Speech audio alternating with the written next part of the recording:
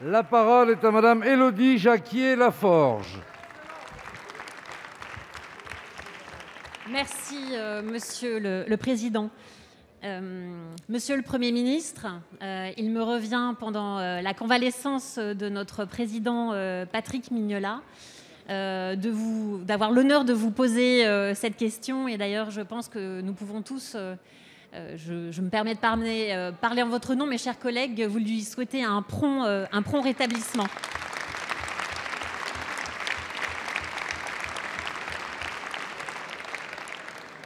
La fin de la législature, vous le savez, arrive à grands pas et des échéances majeures pour le pays nous attendent collectivement.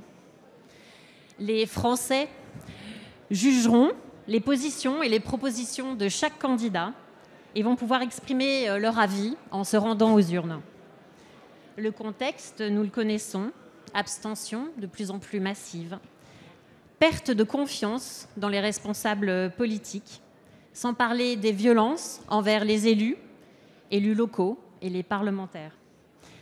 Tout au long de ces 5 années, le groupe MoDem a fait de nombreuses propositions dont nous sommes convaincus qu'elles sont fondamentales. J'en citerai 2, la Banque de la démocratie et le scrutin proportionnel pour les élections législatives. Mais gageons que les campagnes électorales à venir nous permettront, je le crois, de faire progresser ces débats. Il en est désormais un qui revêt un caractère d'urgence. C'est, vous le savez tous, la question des parrainages pour les élections présidentielles. Imaginons un seul instant qu'un ou plusieurs des 3 candidats qui font plus de 10% des intentions de vote ne recueillent pas les signatures. Ce seraient alors plusieurs millions de Français qui se sentiraient floués. En fait, mes chers collègues, c'est inimaginable. Un collectif d'élus autour de François Bayrou a proposé la création d'une banque des signatures pour affirmer librement et ensemble qu'en cas de carence, ils puissent apporter une signature.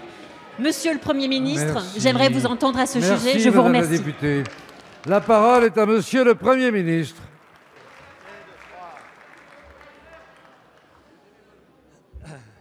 Monsieur le Président, Mesdames et Messieurs les députés, chère Madame la députée, vous permettrez bien sûr le gouvernement et moi-même de m'associer pleinement aux vœux de prompt rétablissement que vous avez prononcés à l'endroit du président du groupe Patrick Mignola, dont je prends évidemment régulièrement des nouvelles.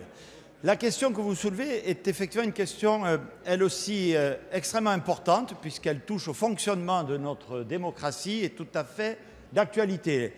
La règle, je n'ai pas besoin de la rappeler aux députés, elle date de 1976, vous connaissez à la fois ses objectifs et son contenu, et je le dis d'emblée, il n'est évidemment pas question de la modifier alors que l'échéance présidentielle est toute proche. Néanmoins, nous pouvons constater, comme vous l'avez fait, chère Madame la députée, qu'à 10 jours de l'échéance fixée par le Conseil constitutionnel pour recueillir les 10 parrainages, plusieurs candidats, semble-t-il, crédités en effet d'importantes intentions de vote, comme vous l'avez dit, sont manifestement en difficulté pour remplir cette condition.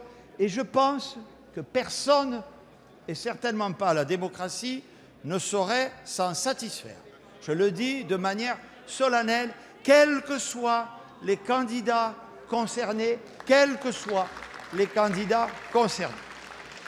Je voudrais effectivement saluer, de ce point de vue, les initiatives que j'ai entendues, que vous avez vues. Vous avez cité notamment celle du président du MoDem, de constituer cette banque des parrainages.